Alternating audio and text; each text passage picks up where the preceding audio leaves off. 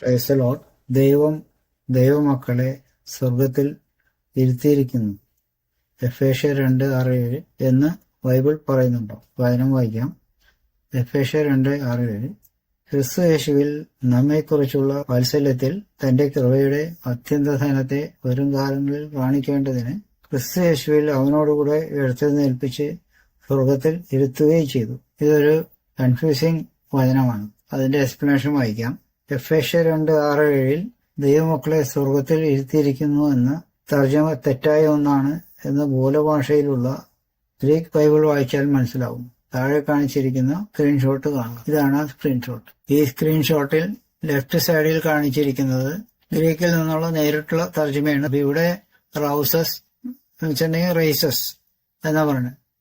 അതുപോലെ തന്നെ seats together, അത് ഒന്നും പാസ്റ്റ് ടെൻസ് അല്ല, അത് വരാൻ പോകുന്ന കാര്യമായിട്ടാണ് ഇവിടെ പറഞ്ഞിരിക്കുന്നത്. അതേസമയം ഇവിടെ കിങ് ജെയിംസ് വേർഷൻ തർജ്ജമയെ കൊടുത്തിരിക്കുന്നത് റേസ്ഡ് എന്നാണ്. ഇതെല്ലാം പാസ്റ്റ് ടെൻസിലാണ്. അപ്പൊ അതായത് ഇതിന്റെ തർജ്ജമ കറക്റ്റ് അല്ല എന്നർത്ഥം. ഈ തർജ്ജമ കറക്റ്റ് അല്ലാതെ വന്നുകൊണ്ടാണ് മലയാളം തർജ്ജമയിലും ഈ തെറ്റ് കടന്നുകൂടിയിരിക്കുന്നത്. അപ്പൊ ഇത് താഴ്ച എഴുതിയിരിക്കുന്നത് നമുക്ക് വായിക്കാം.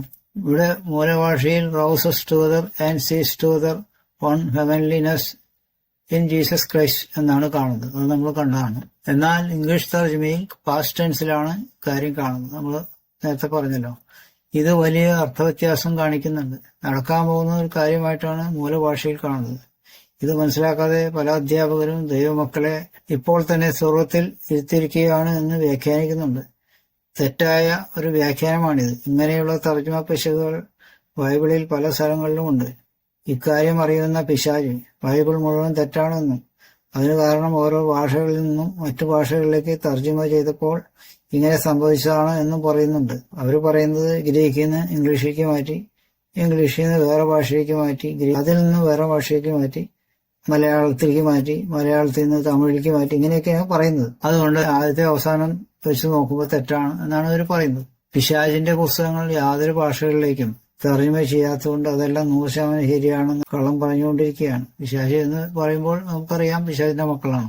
ഏത് വിഭാഗക്കാരാണ് അത് പറയുന്നത് എന്നുള്ളത് ഞാൻ പറയാണ്ട് തന്നെ നിങ്ങൾക്കറിയാം. പിന്നെ അടുത്ത ഐറ്റം എന്ന് പറയുന്നത് നോക്കാം. ദൂതന്മാരെക്കാൾ അല്പം താഴ്ത്തിയത് ആരെയാണ്? എബ്രായർ 2:7 വായിക്കാം. നീ അവനെ ദൂതന്മാരെക്കാൾ അല്പം മാത്രം താഴ്ത്തി, തേജസ്സും ബഹുമാനവും അവനെ അണിയിച്ചിരിക്കുന്നു. നിന്റെ കൈകളുടെ പ്രവൃത്തിക്ക് നീ അവനെ അധിപതിയാക്കി.